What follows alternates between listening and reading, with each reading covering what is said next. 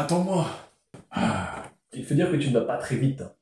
Mais c'est toi qui vas super vite. Ah. Comment tu fais pour porter ton sac aussi facilement? Il est encore plus lourd que le mien. Ah, ça, c'est la muscu. C'est vrai que ça doit t'aider à porter des choses lourdes. Oui, mais pas que. La muscu m'a apporté beaucoup. Pas uniquement en ce qui concerne porter des sacs de course. Ah bon? Et concrètement, ça t'apporte quoi dans la vie? Très bonne question. Dans cette vidéo, je vais vous présenter les avantages que présente la muscu au quotidien, mais également les risques à surveiller et comment les éviter. Euh, à qui tu parles? La force fonctionnelle est la capacité à réaliser des tâches au quotidien. Elle se voit, comme on a pu le voir juste auparavant, facilitée par la pratique de la musculation.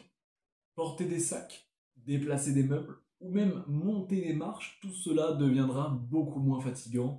En bref, votre quotidien sera beaucoup plus facile grâce à la musculation. Vous n'êtes pas sans savoir que se tenir droit, c'est une bonne chose. Faire de la musculation peut vous aider. En effet, en travaillant la ceinture abdominale et le dos, vous renforcez les muscles stabilisateurs qui vous aident à avoir une bonne posture. Et ce, assis comme debout. Je vous recommande d'ailleurs à ce sujet ma vidéo d'il y a 2 semaines qui vous décrit en détail pourquoi et comment travailler sa ceinture abdominale. Je rajoute également que cela peut empêcher, soulager, voire supprimer complètement, comme ça a été mon cas, des douleurs au dos. La muscu, c'est aussi bon pour le moral. Bon, mettons directement à part la blague sur l'autisme, les go muscu comprendront. Plus sérieusement, pratiquer une activité physique aide à la création d'endorphines, aussi appelée l'hormone du bonheur. Bon, pas besoin de vous faire un dessin, elle réduit le stress et l'anxiété. Attends, c'est pour ça que je ne stresse jamais, moi. De plus, en pratiquant la musculation, on se voit obligé d'améliorer la qualité de son sommeil. Sinon, on ne tient tout simplement pas. Ou alors on n'a pas de progrès.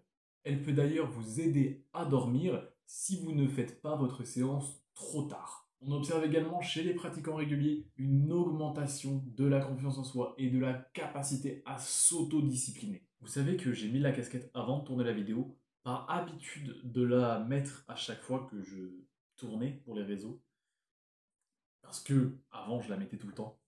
Mais maintenant je suis plus obligé de l'afficher tout le temps. Ça dégage. Disclaimer avant qu'on me saute dessus. Je ne dis pas qu'il faut perdre du poids.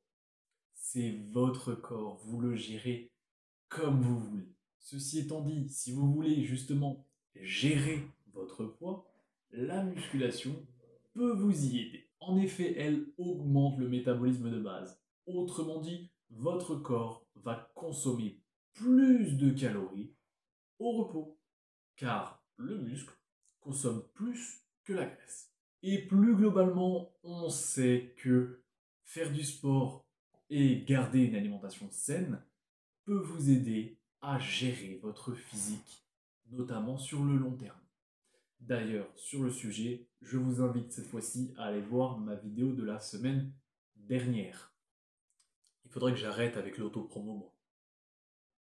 Quoique, finalement, la muscu stimule les os en exerçant une pression dessus, ce qui va les rendre plus forts et plus résistants au choc. De plus, des muscles plus puissants permettent de mieux soutenir vos articulations et donc de réduire les risques de blessures articulaires, en tout cas quand on fait les échauffements et les étirements appropriés pour éviter ce genre de risque.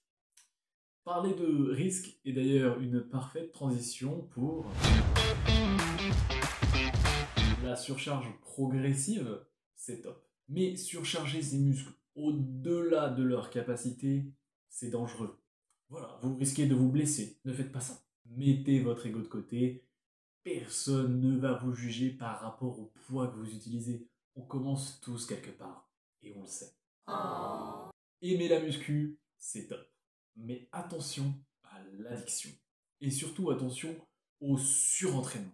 Il épuise le corps et l'esprit et peut entraîner une baisse de la motivation, voire carrément un burn-out. De plus, trop s'entraîner va paradoxalement faire baisser vos performances, sans parler du simple fait que cela augmente les risques de blessure.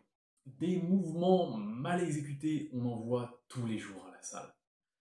Alors arrêtez. Non seulement ils ralentissent votre performance, mais ils risquent de vous blesser. Alors stop à l'ego lifting, s'il vous plaît. Une fois de plus, personne ne va vous juger par rapport à vos performances. L'une des choses les plus sous-estimées en musculation, la récup.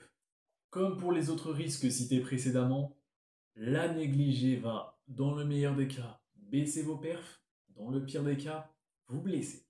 Problèmes articulaires, déchirement musculaire, bref, rien de bien joli. Bon, les mecs, on vous connaît, vous voulez travailler les pecs à fond.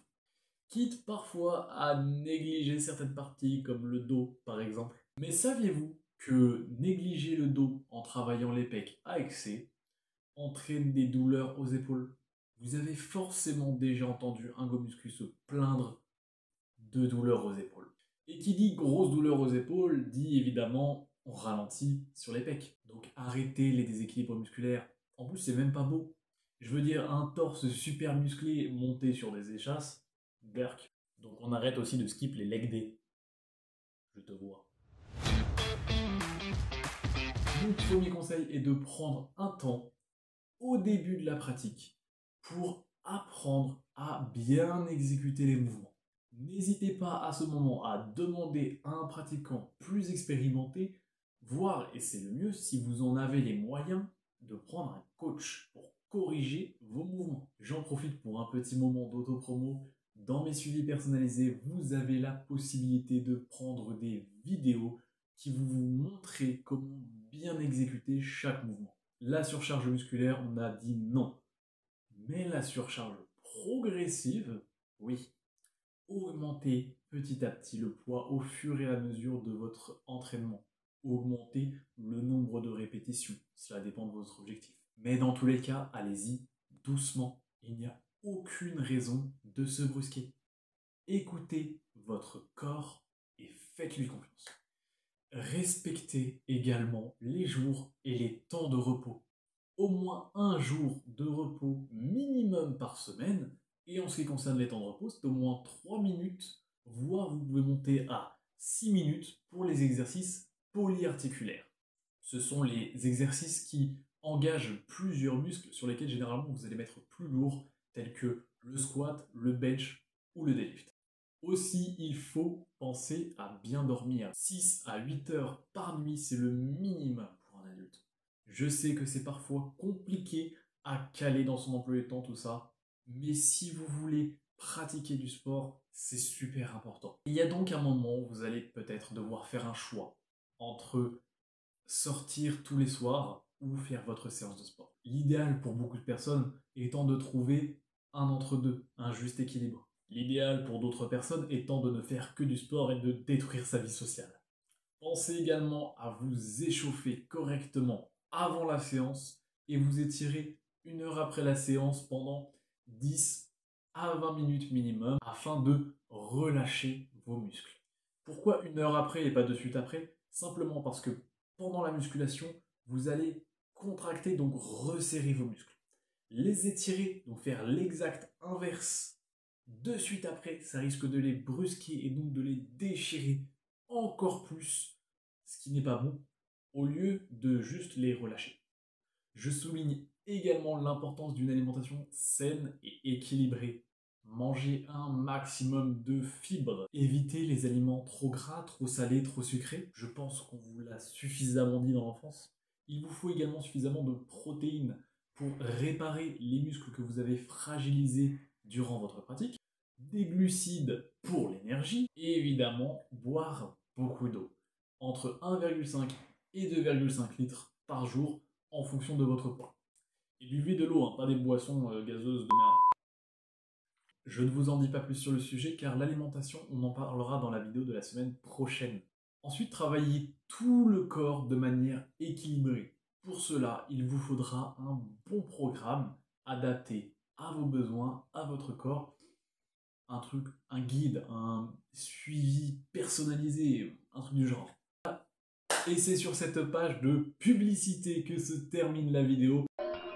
Non. Je rajoute également post-prod de la part d'un pote. Il se reconnaîtra que, apparemment, les petites blondes représentent également un risque à la salle. Voilà, prenez ça comme vous voulez, et non, on parle pas d'avantage, mais bien de risque. Merci à tous ceux qui l'ont regardé. Pensez à liker, à commenter, à partager, à vous abonner, à activer la cloche, bref, tout ce qui va bien. On se retrouve la semaine prochaine pour parler donc de nutrition, comme d'habitude, le dimanche à 14 h sur Morta.